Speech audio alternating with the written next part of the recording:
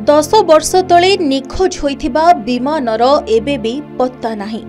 कुआडे गला कौन तार भाग्य थिला केउठी दुर्घटनाग्रस्त होइछि के किछि भी जणा पडु नाही। दर्शक बंधु आमे कहूचु मालेशिया एयरलाइंस रो फ्लाइट MH370 कथा। दुनिया रे एभली अनेक जिनस रहिछि जहा आज भी रहस्य घेररे। एसबु जिनिसर रहस्य उन्मोचन करिबा ना विज्ञान पक्षरे संभव होई परिछि ना मनुष्यंक क्षेत्र रे।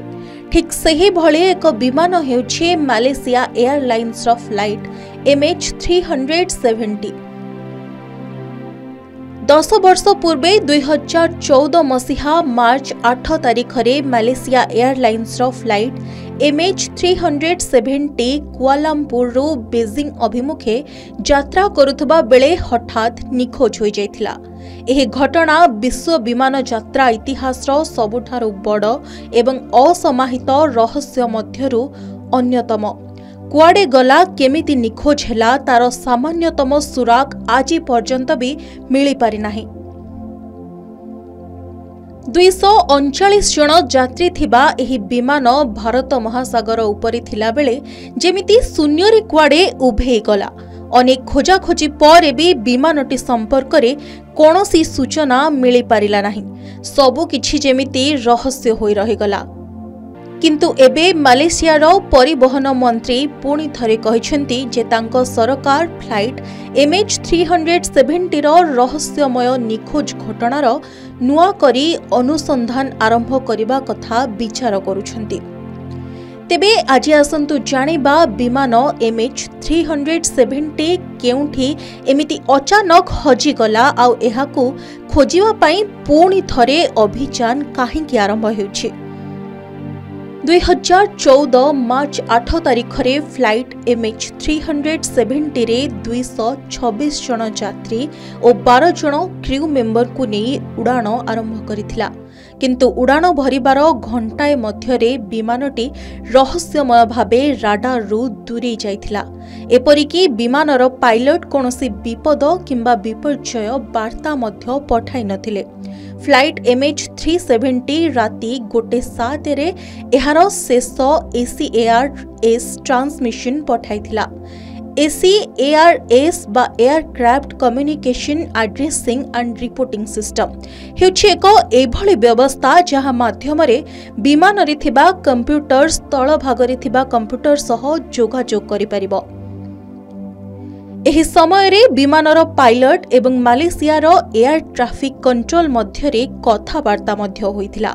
मालेशिया कर्तृपक्ष जानिबाकू पाइले जे राति रे पायलट बा को पायलट एयर ट्रैफिक कंट्रोल को कहिथिले गुड नाइट मालेशिया 370। किछि मिनिट परे विमानटी दक्षिण चीन सागर दे वियतनाम आकाश मार्ग रे प्रवेश करबाकू जाउथबा बेले विमानर ट्रांसपॉन्डर बंद होई जाइथिला।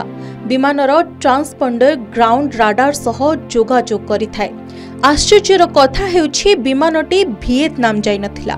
तेबे गला कुआडे सारा विश्व को विस्मित करिथिला एही घटना। विमानटी निखोज हेबा परे ताकू खोजिबा काम आरंभ होइथिला। किछि दिन परे मालेशिया कर्तृपक्षଙ୍କ द्वारा प्रकाशित ट्रैकिंग तथ्यरु जणा पड़िथिला जे विमानटी ऑस्ट्रेलियार दक्षिण पश्चिम भारत महासागर रे दुर्घटनाग्रस्त होइछि। तेणु विमानर अवशेष मिलिबा आशारे गभीर समुद्र रे चालिला खोजिबा काम। वर्ष वर्ष धरी विमान को खोजा चलीथिला। एही समय रे समुद्र कूल रे विमानर किछि अंश मिलिथिले मध्य समुद्र भितरु विमान संपर्क रे कोनोसी भी सुराग मिलि नथिला। निखोज विमानर 226 यात्रींक मध्यरु 153 जन चीन और 38 जन मालेशिया नागरिक थिले। एहा व्यतीत अमेरिका, ऑस्ट्रेलिया, भारत, फ्रांस समेत अन्य देशरु मध्य यात्री माने चढ़िथिले। विभिन्न देशर सरकार एही विमान को खोजिबा पई अभियान आरंभ करिथिले। जानुआरी 2017 सुधा मालेशिया, चीन और ऑस्ट्रेलियार मिलित अभियान भारत महासागर रे 1,20,000 वर्ग किलोमीटर अंचल अनुसंधान करा जायथिला।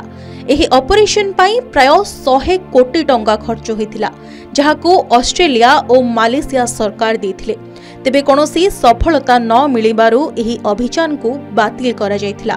2018 रे अमेरिकार ओसेन इन्फिनिटी नामक सामुद्रिक रोबोटिक्स कंपनी निखोज विमान को खोजिबा पई प्रस्ताव देथिला।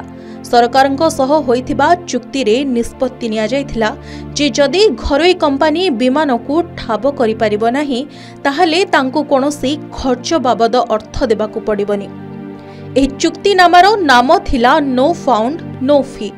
तेबे 2018 मसीहारे विफल प्रयास परे महासागर गभीरतारे अनुसंधान पाई मालेशिया सरकार को आउ एक नो फाइंड नो फी प्रस्ताव देछि ओसेन इन्फिनिटी।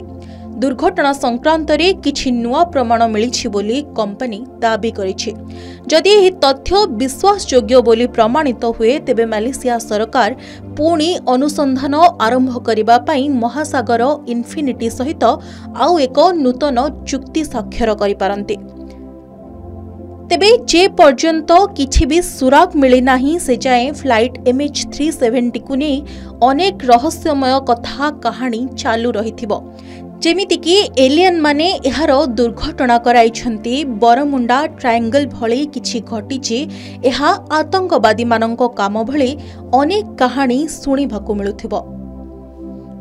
ब्यूरो रिपोर्ट के न्यूज ओडिशा।